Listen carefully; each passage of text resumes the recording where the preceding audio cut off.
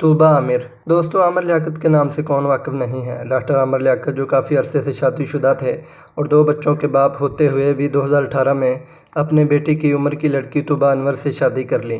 طوبہ انور کا تعلق شوبز سے نہیں تھا بلکہ طوبہ بول نیوز میں ایک مینیجر کے طور پر کام کرتی، جہاں ان کی ملاقات عامر لیاقت سے ہوئی۔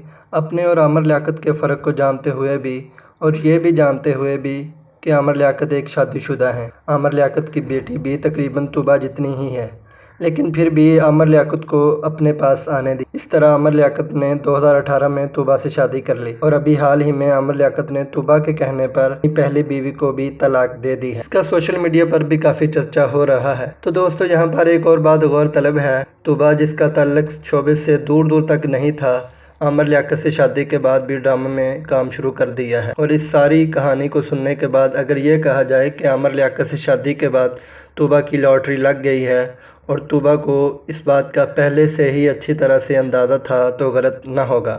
صدف کمل۔ دوستو، شہروز سبزواری اور سائرہ کو پاکستانی شوبز انڈسٹری کی خوبصورت ترین جوڑی کہا جاتا تھا اور دونوں کافی لمبے وقت سے شادی شدہ زندگی گزار رہے تھے اور دونوں کی ایک بیٹی بھی تھی۔ شہروز سبزواری کی دوستی انڈسٹری میں نیو آنے والی اداکارہ صدف کمل سے ہوئی۔ کیا مزے کی بات ہے، صدف کمل سائرہ کی بھی دوست تھی۔ شہروز کی دوستی وقت کے ساتھ ساتھ ایک افیئر میں بدل گئی۔ اس طرح شہروز نے سائرہ کو بھی طلاق دے دی اور صدف سے شادی کر لی، اور صدف کمل یہ سب کچھ جانتے بوجھتے ہوئے بھی اس نے اپنے دوست کو دھوکہ دی اور ایک شادی شدہ شخص کا گھر خراب کر دی۔